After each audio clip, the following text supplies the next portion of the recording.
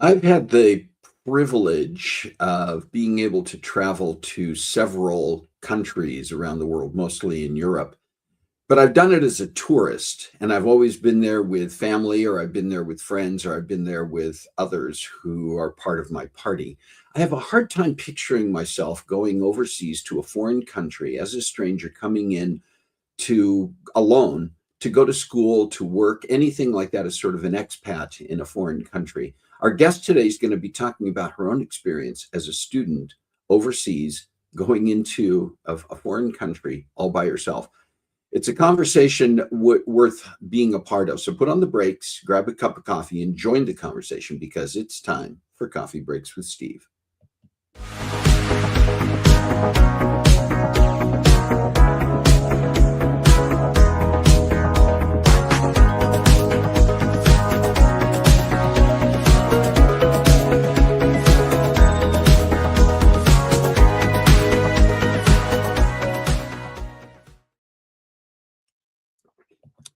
Well, welcome to Coffee Breaks with Steve. My name is Steve, and this is the show where we come together around our virtual coffee table each week and join the conversation, chat about interesting topics with amazing guests. If you're with us for the first time today, welcome. If you've been with us before as part of our brew crew, welcome back. If you are here joining us, particularly if you're here for it doesn't matter if you're here for the first time. If you're here at all, do what some people are doing right now, say hello in the chat and join the conversation throughout this, particularly once our guest is on here with us, to be part of that, to ask questions, to make your own comments, to share your own perspectives. But say hello now so that we know that you're here. And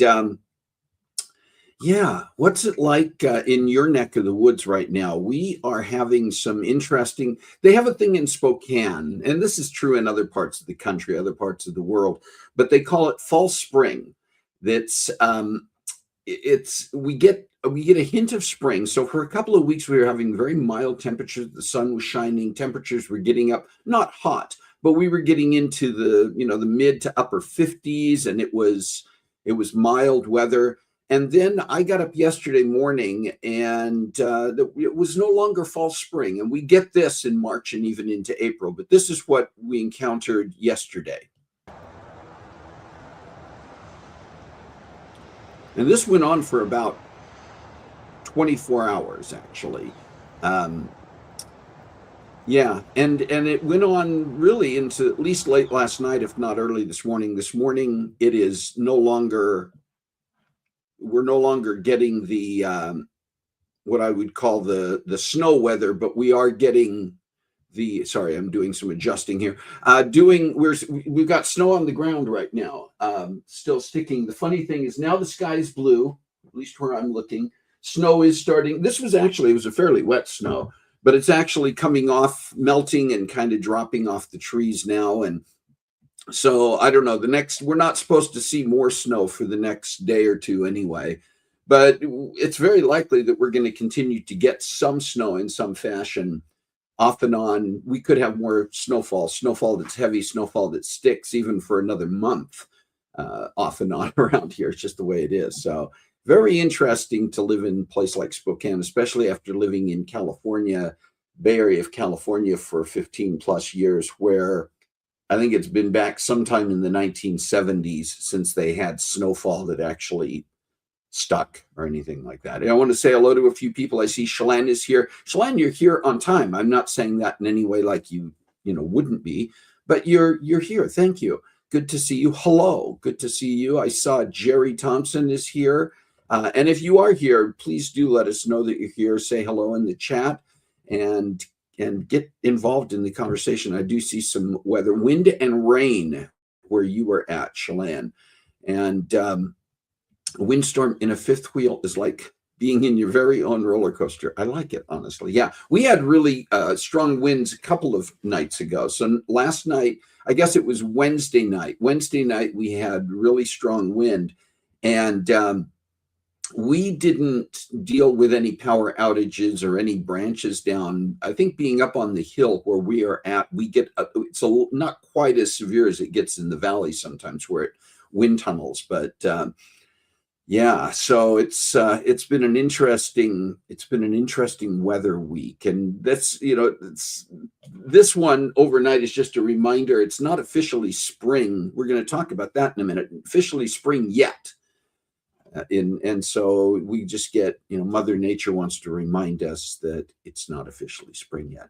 I want to share some sweet and savory. We actually have several things going on this week that I wanted to mention to you. So let's get to our charcuterie. First of all, we know that coming up in just a few days on Tuesday, it is St. Patrick's Day. How many of you are Irish? Either you legitimately are Irish, or you just have a bit of the blarney in you and you like to celebrate St. Patrick's Day. Do you have any plans? Is there a party? Is there a pub? Is there some event that you're going to go to tied to St. Patrick's Day? Let us know that in the chat. And then also mentioned it, the first day of spring is next Friday. We're less than a week away from officially being spring, the vernal equinox. And yet we're still getting, weather of a mixed sort all over the place. And that's okay too, I guess. We just, again, we're going to get the kind of weather we're going to get. We'll enjoy this because by summer we're going to be complaining that it's too hot, right? I also wanted to let you know that I wanted to share a couple of things that I thought were interesting. This one is a story you may or may not have heard about this. It was being shared here locally, and I think shared throughout this region. But there is a nonprofit organization in Spokane called Family Promise. They work with the homeless. They work with others who are more at risk in the community. And you may or may not have heard, following the Seattle Seahawks Super Bowl win, they have now indicated that the team is up for sale.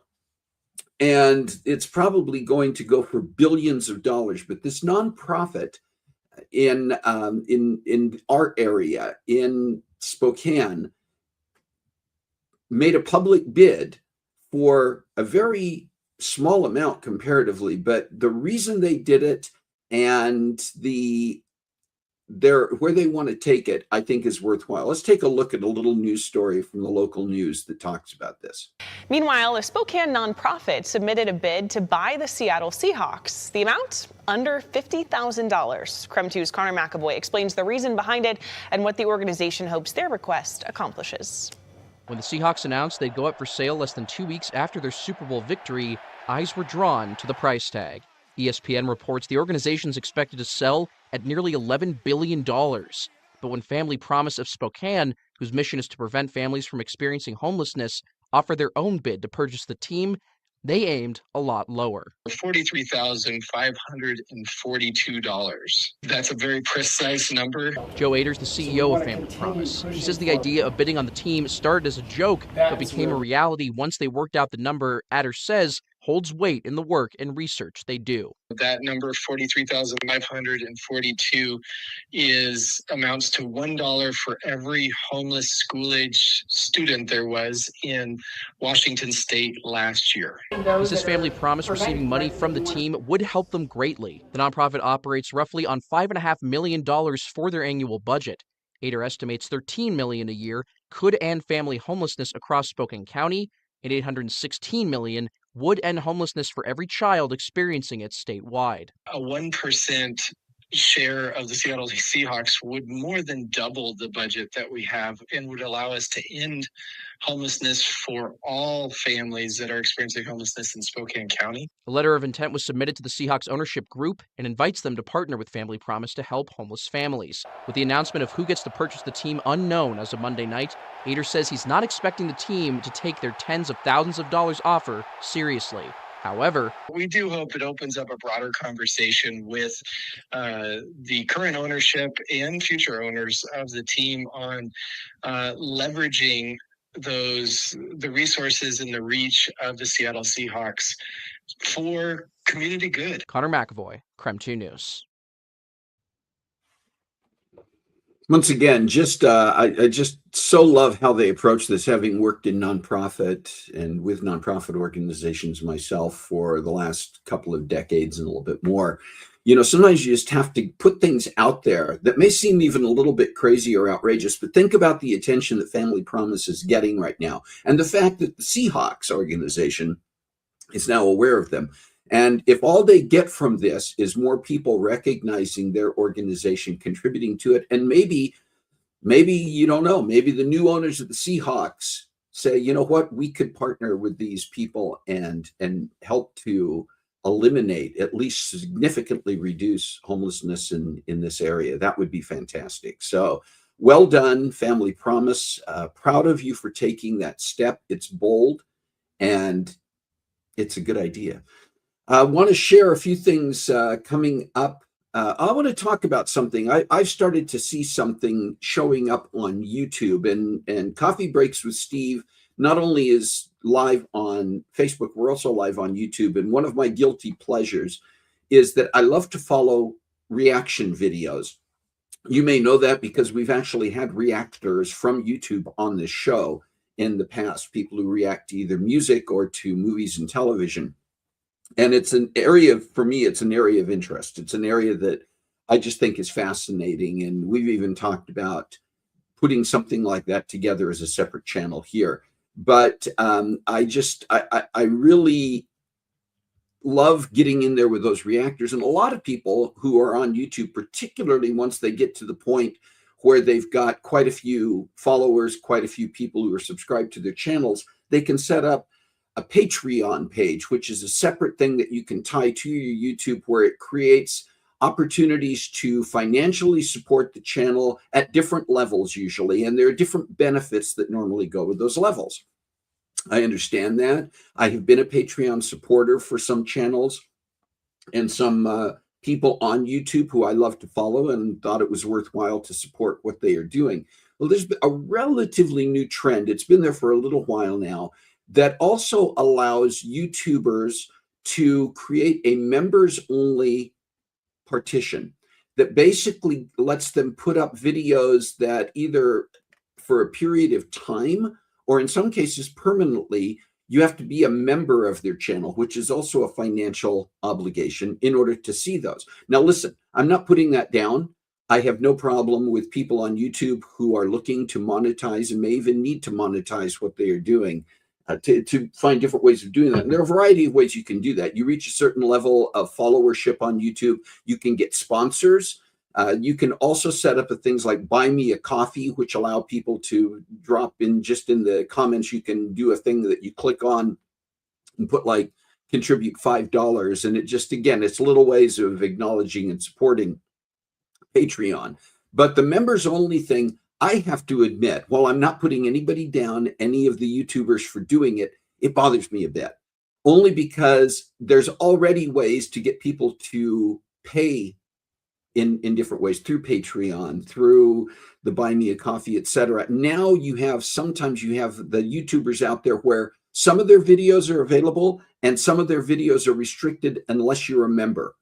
And again, I'm not disparaging that for those who feel that that's something they need to do, but I just want to let you know that that is not something on Coffee Breaks with Steve that we ever intend to do. If we ever get to the point where we think we've got enough followers that we would set up a Patreon site where there could be special benefits of some sort for people who want to join Patreon, we may do that. If we reach a point where we can get sponsorships for certain videos, we may do that.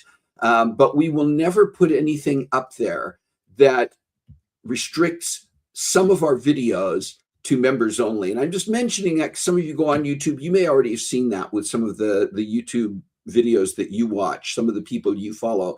And again, fine if they want to do it. We are not ever going to do that. And I just wanted to put that out there because I've been thinking about it a lot. Several birthdays this week, and I want to get to those so that we can get to our conversation today. Beth Roars, one of the YouTube reactors I follow.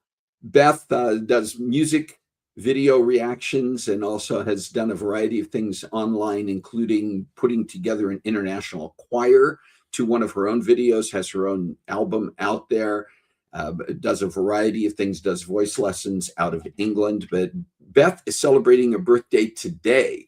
And we just want to say happy birthday to Beth in England. And I hope that she is out there having a great time celebrating her birthday today.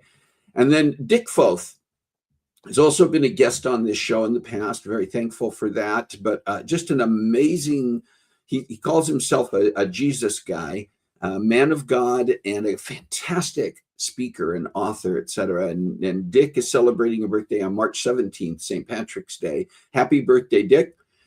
Alexis Kara-Gerbase, friend, several of these people, I think most of the people today we're celebrating birthdays for have been on this show as guests. And Alexis is an actor, singer, dancer, teacher, etc. And she has a birthday on March 18th. So happy birthday, Alexis. Pamela Jean, musician, singer, songwriter, celebrating a birthday on March 19th. Happy birthday to Pamela. Julianne Johnson, also an amazing artist, a musical artist, a teacher as well. Got a lot of people here who are tied into that realm celebrating birthdays this week. Julianne celebrating a birthday on the 20th, so happy birthday to Julianne. Do you have a special day this week? We had several of them, but maybe we missed yours. It could be a birthday, it could be an anniversary, it could be something else. Or maybe it's not you, maybe it is a very close relative or friend, someone in your group that you want to make sure we call out, acknowledge, and celebrate. You can put that in the chat right now. And if you've got one coming up, perhaps later in the month of March or later even in this year, you can send us an email to cbwsteve@comcast.net to let us know about your special day. We will get it on our calendar. Yes, we do have a calendar, a list of whose special days are on what dates. So we hopefully don't miss that, but we would love to know yours so that we can celebrate with you at the proper time. All right, listen, I want to introduce our guest and get to our guest conversation now. Tell you a little bit about her. Kiersty Staben is a medical student who redefined her perspective on the world during a 2-year journey living and studying in the country of Cyprus. While enrolled in a rigorous medical curriculum at the University of Nicosia, Kiersty learned the challenges of cultural adaptation, gaining a profound global outlook from her immersion. Her time abroad provided a redefined sense of her own capability and a deep understanding of the personal growth that comes from stepping into the unknown. Now, Kiersty encourages others to embrace international opportunities, sharing her story to show how living abroad can truly change people's lives and reveal what is possible. Here is my conversation, our conversation now with Kiersty Staben.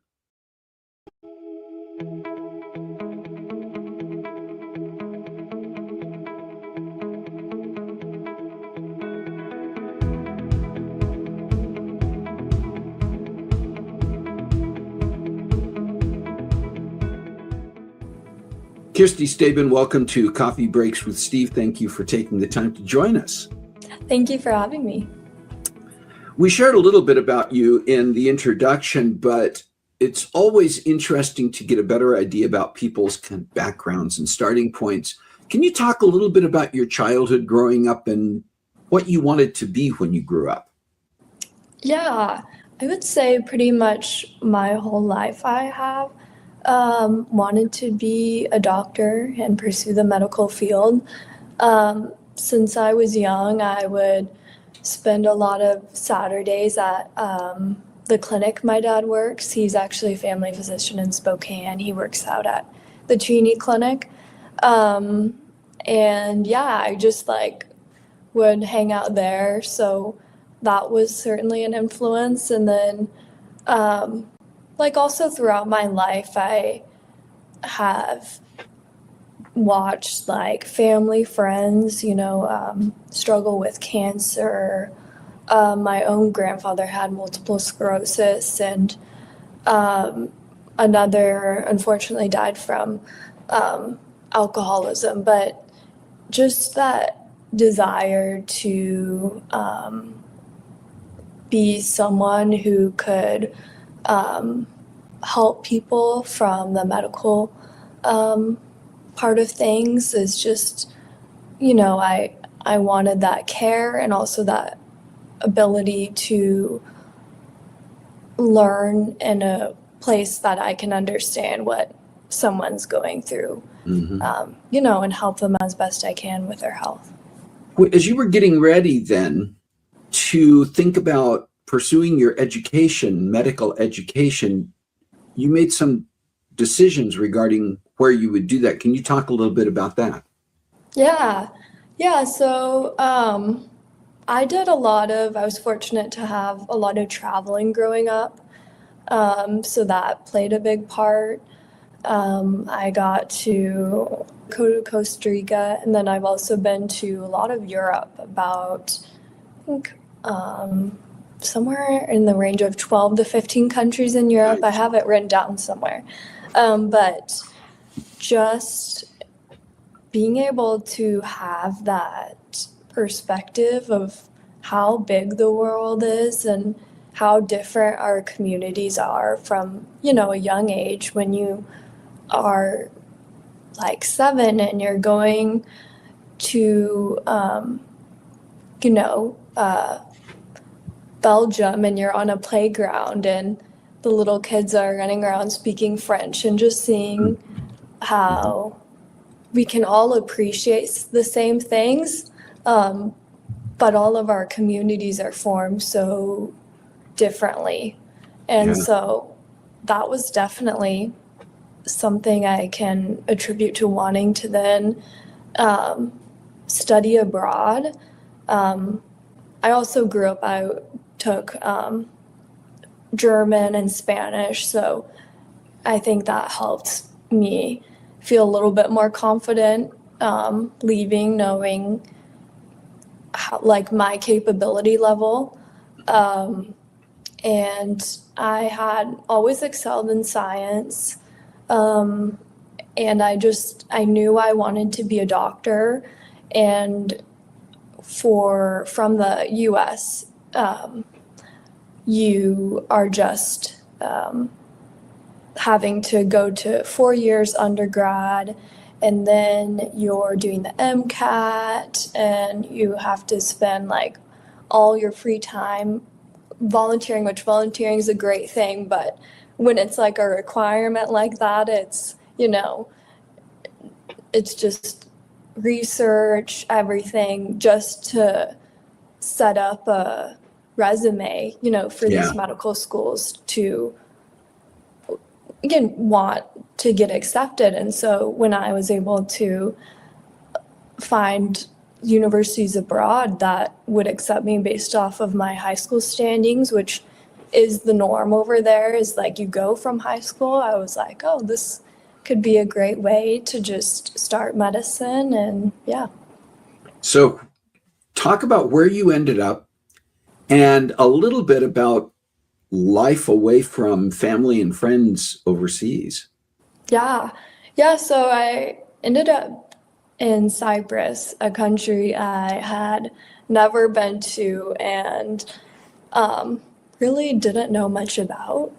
And so I chose the university because it was a great place for international students, and they had their clinical year placements for 5th and 6th year in the US. So I was hoping to transition back here to practice. And so I traveled there end of September. I flew in and I got there around midnight, and it was such a shocking experience because if you look at pictures of Cyprus, you can tell it does not look anything like Spokane.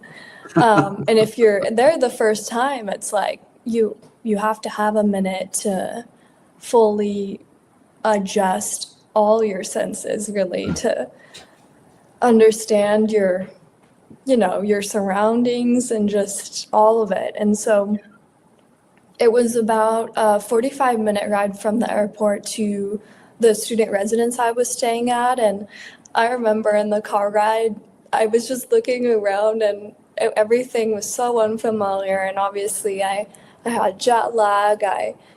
So I just was sobbing on the way there. And I was just so worried I would never get adjusted and I wouldn't like it there. And so fast forward a few months, I was pretty settled in, and I had met so many great people all around the world, and classes were going well. With family, it was really different, not I mean, for one, you're on an island, so it already kind of feels closed off, and probably 4 hours from the UK or Germany to Cyprus. So it's a while away. And, I remember my birthday's in October, so it was already right after I had got there, celebrating my birthday without my family for the first time.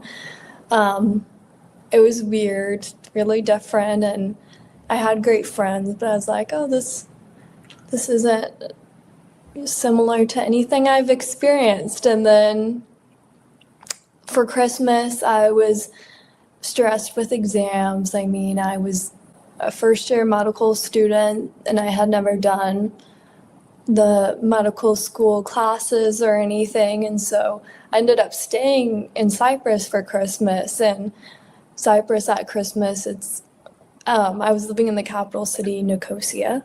And at Christmas, the whole city was like pretty much vacated and, the area. So yeah, it was definitely lonely. And unfortunately, there was a lot of times where I grew distant with my family, and it was hard to keep in touch and find times to call because we'd be going to bed when I was waking up, and then The time zone difference just adds to that, doesn't it?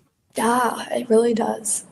Did you find, though, when you were able to connect with family, did you take advantage of like video calling so that at least you could see each other's faces, or was it mostly just telephone, just voices? Yeah, it was mostly video call, and I liked getting updates from them.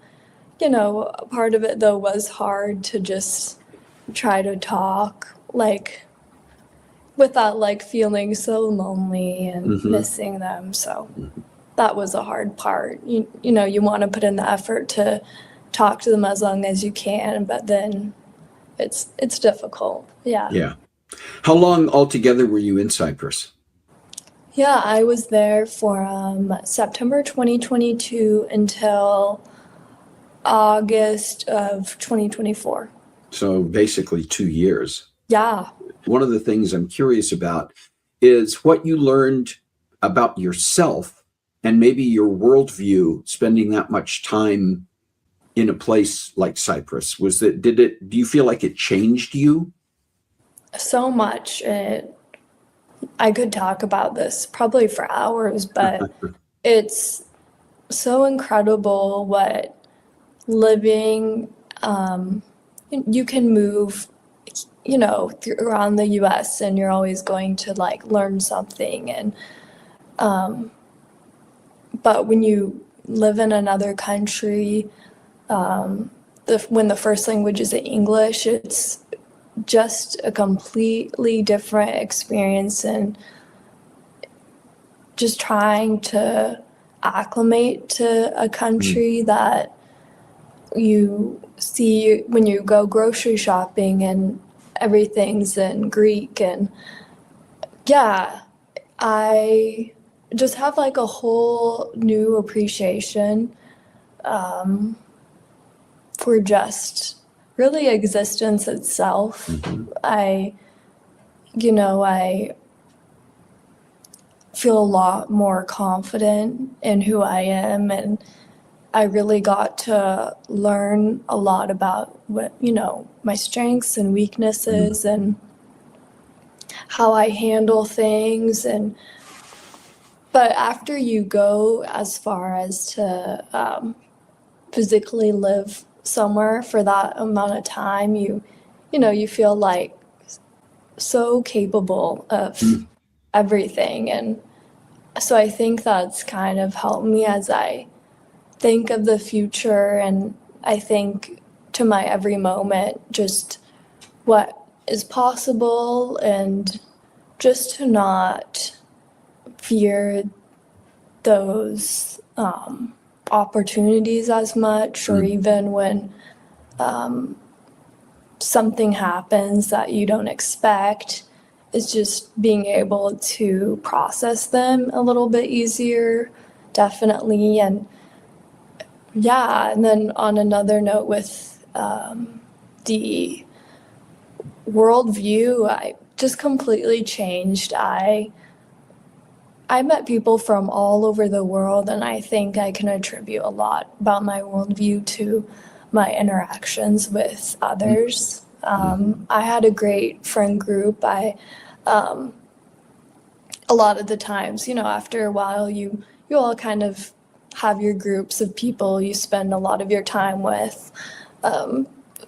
They're like similarities in language or, and things you like to do or talk about. But one of my closest friends was from South Africa, and then another was from France, and then there is a woman from Norway and one from Switzerland and a few from the Middle East, and just like all over. It was incredible. And these are people I spent a lot of my time with and hearing what their childhood was like. And just we would all go back and forth about what it looks like in our day-to-day lives and the cities where we're from, and it was really cool. I have such an appreciation for being able to learn about others and how they're shaped, and yeah, it was just amazing.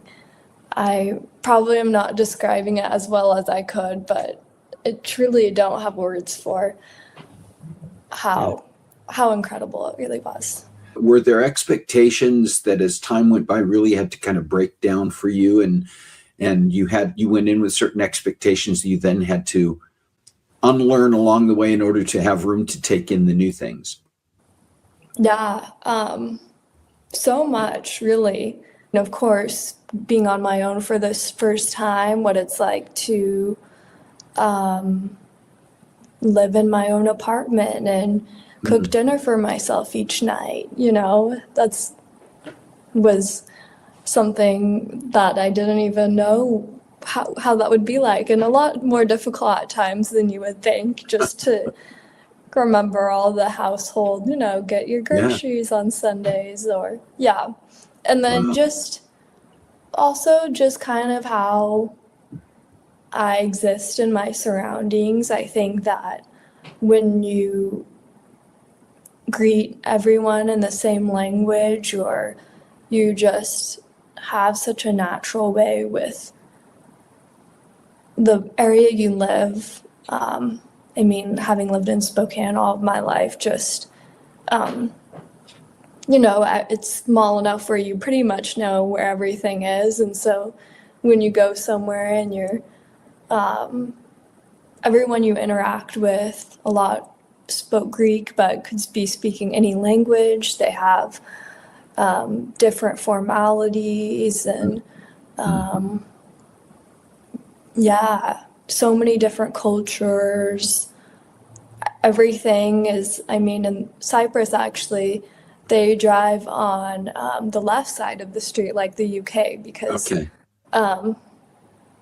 UK did colonize Cyprus, and so that's still a part. So just even the driving and on the left side of the road was, it all takes getting used to. Yeah, exactly. Yeah. So what was it like after 2 years to come back and reacclimate to the United States? Yeah, it was also not as hard as when I went to Cyprus, but it was still pretty difficult. I felt like I had changed a lot as a person, and so coming back here, I kind of felt like I was going backwards a bit, because I was going from somewhere where I was just becoming so successful, and my path, I hadn't thought of myself as being in Spokane soon, and I also just I thought I was going to be ending up with a medical degree, and so I went back to Spokane, and I was like, oh, I'm back. I'm living with my parents again. Like, I don't feel as though my my life. I didn't have things planned out when I first got back of what I want to do with school or anything. And so I felt very stuck in place, and, I felt like my life wasn't going anywhere. So those were all really hard. It was definitely, adjusting was really difficult. Knowing what you know now, would you do anything different, make any different decisions about pursuing the education, going to Cyprus, anything about that as you look back you would want to change? I wouldn't change anything. I'm so grateful for what the experience taught me. I just gained so much out of it, and I have this story and knowledge that, a lot of people don't, but also just that continues to shape my everyday and will definitely give me a great perspective for the future. I maybe wish that I would have planned a little bit more, maybe seen some other schools abroad still, but I think I would have still liked to have done what I did. Going abroad, I applied at the end of May, my senior year, so I had gotten accepted into several other universities in the US, and I had been planning to go to the University of Washington, but then chose Cyprus, and so it was kind of a really quick turnaround applying to a medical school and going through that process in a few weeks worth of time. So maybe just a little bit more time for that, so I'd feel not as much stress with the process. But yeah, I recommend doing this to anyone. I think that it's such a great way to learn about the world around you and learn who you are, really. So you've mentioned a couple of times looking toward the future. What are your plans now? What's next for Kiersty? Yeah, so since I've been back, my first job when I got back was with WSU for being a standardized patient, and that was an incredible way to really start back and meet so many great people. And so then I worked for 5-6 months, like half a year at Benedito's on the South Hill as a server, and then I started at Huckleberry's on the South Hill, and I still work there on the weekends. So, just having the regular workflow has been good. Yeah.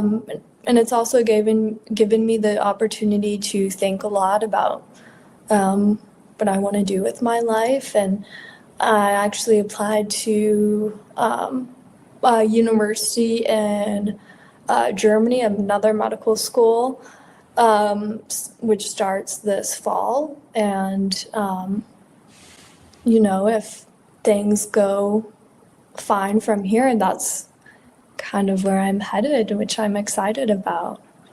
So pursuing a medical career is still part of your vision for the future, right? Yes, exactly. Absolutely. Is there any other advice, any other thoughts that you have, maybe just to kind of be an encouragement to someone else who might be, you already said do this if it's on your mind, but I'm just wondering, people who may find themselves in a lot of different situations, Kiersty, to be looking at not just traveling abroad, but potentially spending time in a country outside of the United States, possibly for school, for work, even just for an extended living situation. What would you want to say to somebody who approached you and said they were considering doing something like that? You're so much more capable than you think. I think we tend to limit ourselves, especially when everything's so normal around us. We have such regular routines and lives, and that's all so important, but you have so many abilities to just as people learn about different areas around the world and kind of and you're capable of doing that. And it might be a little bit scary, but you'll get comfortable there after that adjustment period, and after that you'll just grow so much as a person. Kiersty Staben, thank you so much for taking the time to join us, for sharing your story, for talking about things that I think really do affect and influence a lot of people, because we all are looking at different ways of moving on to the next thing in our lives, and it can be scary. So thank you so much for taking the time to share your own perspective. We wish you the very best of luck as you continue to pursue those things that will lead you to your future. Thank you so much. I appreciate you having me here.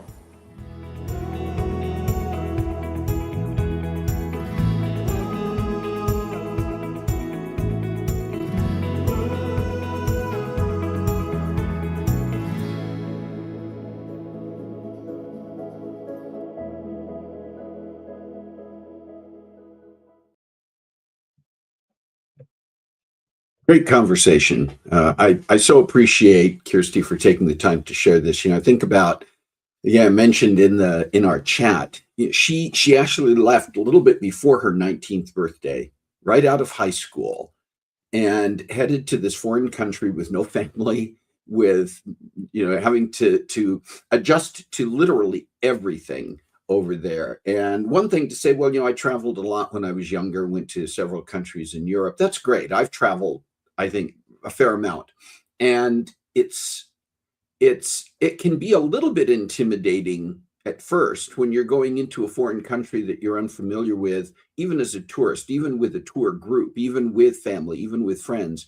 And I think about the journey that Kiersty took, and hearing her say, what's next? I'm looking at going to a foreign country again. I'm looking at going overseas to continue my studies, not being deterred at all by what she experienced. In fact, maybe being encouraged. So thank you, Kiersty, for sharing that. Thank you in so many ways for being an encouragement and inspiration to all of us. One of the things that we love to do and love to present on Coffee Breaks are people who have something to share that inspires us and encourages us to seek more, to do the next thing. I want to share a little bit in the last few minutes that we have about what's coming up in the next few weeks on Coffee Breaks with Steve, and inspire and encourage you to be here and be part of that conversation. Just wanted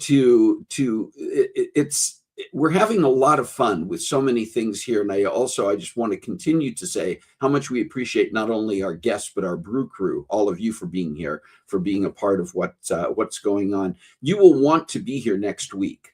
Originally, we thought Carissa was going to be able to be here for this. It looks like she has a conflict. So in her place, I'm going to be joining Shalane for a conversation about silly, lighthearted conspiracy theories. And we may even have I love they still called them tinfoil hats. They're not made out of tin anymore and haven't been for a long time. But we may have a little competition between us about who has the best tinfoil hat. We're going to see if that happens.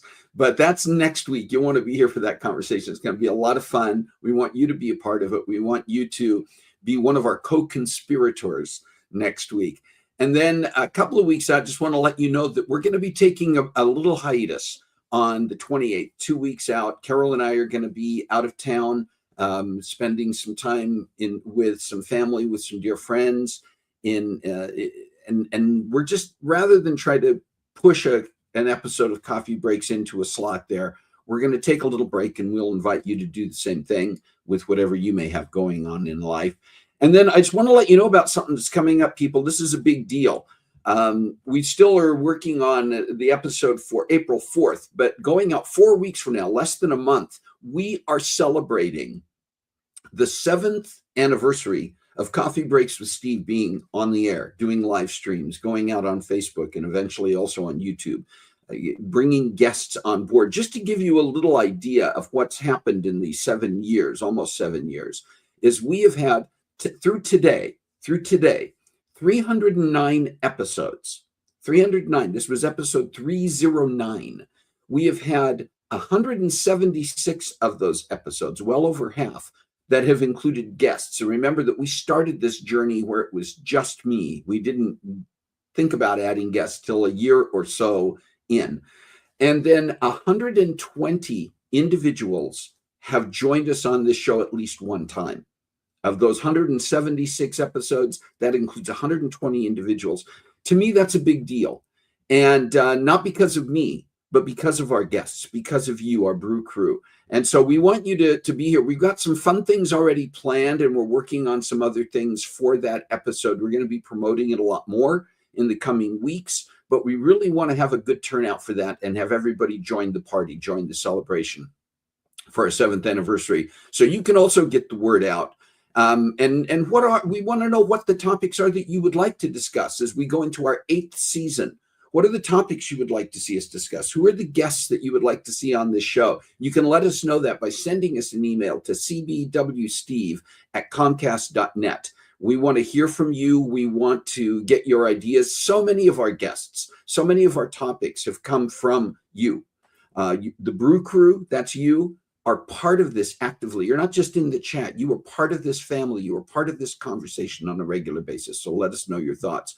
The other thing you can help us do in advance of and throughout the preparation for the 7th anniversary show and beyond as we go into our 8th season, if you are not already subscribed to our YouTube channel, can you please go there and click the subscribe button so that we can add to that. That, and along with that, watching our videos, making comments, liking the videos, not because I'm looking to get a lot of extra attention. That's how our videos, that's how our episodes, our topics move higher up on the list when people are looking for certain things. And we have had people who have found episodes of Coffee Breaks with Steve on YouTube, been inspired by them, been encouraged by them.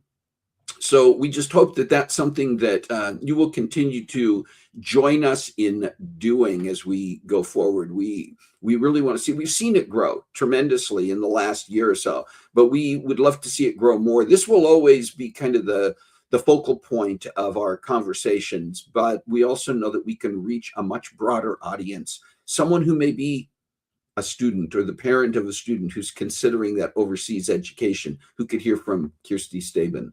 So many of our great conversations. Anyway, well, listen, we are out of time. I want to let you get on with your weekend, and we're going to get on with ours. But I also just want to say thank you so very much for being here. Thank you as we are closing out, getting close to closing out 7 years. How much I appreciate, how humbled I am by your participation, and just want to thank you for that. I want to say thank you to Kiersty Staben again one more time for taking the time to join us. And just want to remind you, with so much that's going on in our world, globally, locally, at every level, we are all the hands, the feet, the voices that can advocate, that can step in. So please find a way to make a difference in your world this week. God bless you. Have a great week. We'll see you next time on Coffee Breaks with Steve.